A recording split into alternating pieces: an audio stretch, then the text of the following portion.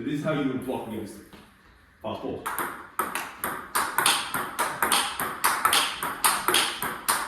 See, I'm borrowing a lot of his pace and I'm doing something myself a little bit, but I'm trying to do what I can. I don't have a lot of time, right? But if you see it,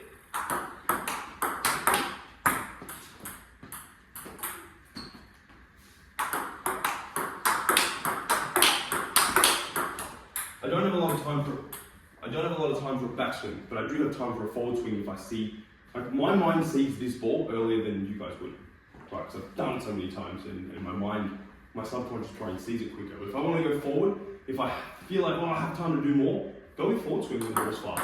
Don't go with backswing. See, I ran out of time here, right? And I didn't time the ball correctly. But see there, if I follow through more, I can do more with the ball and I'm not at risk of running out of time. The same thing can be done in the forehand, right? If you look at, can you go to my forehand? Yeah.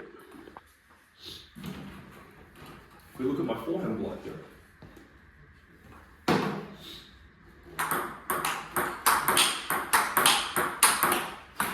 rockets, dude.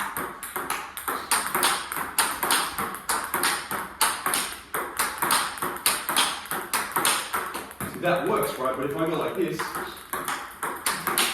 see, I hit the edge of my racket, I ran out of time. Let's do it again. Right? If he hits a hard ball at me and I wind back, I'm in big trouble. Alright, see? But here though, it works. Alright, I'm going to go back to the backhand. Alright, let's go. Alright. So, we talked just then about how to block against the fastball, which is something like this, right? I don't have a lot of time. I can forward swing if I feel like I really have time. But when someone's going fast, you don't want to be going back because you're going to run out of time, you're going to edge it, you're going to mistime the ball. Right, this is what it looks like. Right, I'm following through it a little bit just to put some of my own energy on it, but I'm absorbing a lot of his pace and deflecting it back at him. Now, when he plays a slow, spinning, heavy ball, what do? You can't just, this is what happens if you try to do it the same way. Right, I take the ball way too early. I don't have pace from him to borrow and he's got a shit ton of spin. So the result, my ball goes off the end. I reach my ass out because I have no pace I can borrow. So you have to adapt, you have to literally wait for it.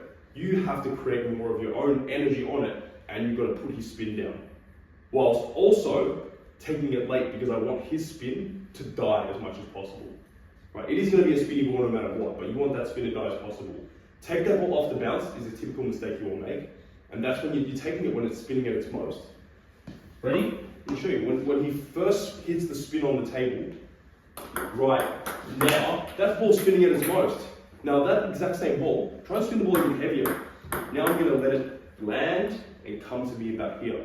And in that waiting time, I want to go bang, really like get my racket into it. And if you want to know how to use your body pop in the backhand, go back to my previous videos. I do show you this. Yeah, so again.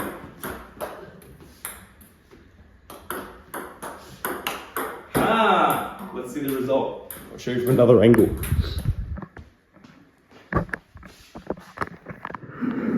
All right, so this is what happens, number one, when I take the ball way too early.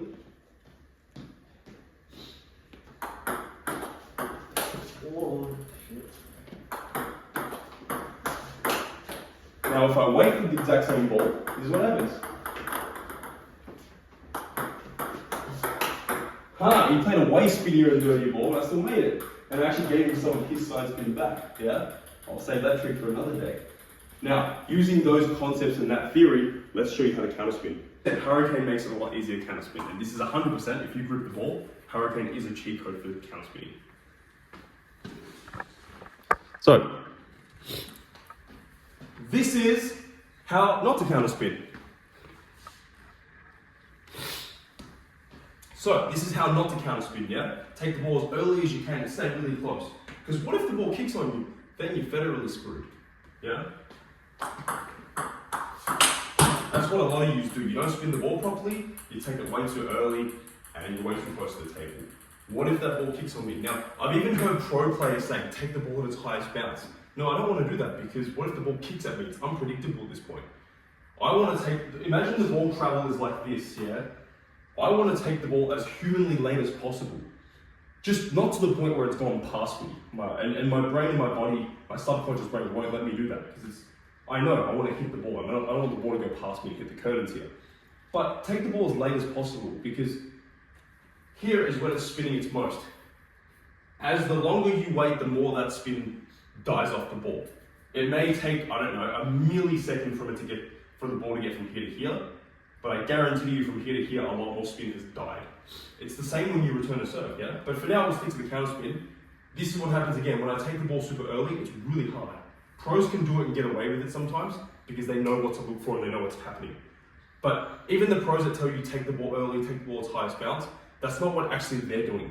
What they're doing is something more like this.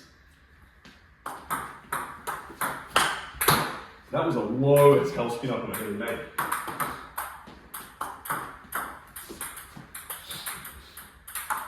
I'm also, don't forget, I'm also taking a comfortable step back because if I'm going like this and I see him winding up, he's not going to push the ball short. Why would I stay close to the table? You should when they can do that, but right now he can't. He's going to go for an attack. See that? I waited for it and I overcame it. It's giving me hard spin ups too, which is good. See that? I can't do that if I take it off the bounce. Let's get him to give the exact same ball, and then I'm going to try and take it early and see what happens. See? It's a lot harder. So, guys, if you're doing that, stop doing that. Yeah?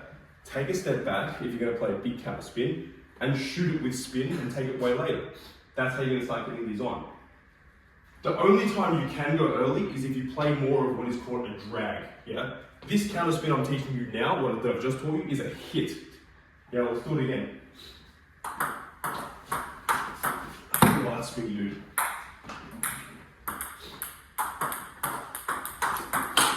Yeah, that's a hit. You can't do that hit. See how much spins on it? You can't do that hit close to the table, but what you can do is a little like a drag, a follow through, yeah? I'm going to show you. You can do that like a little mini counter spin. With the intention is to be quick and follow through a little bit, but not go hard.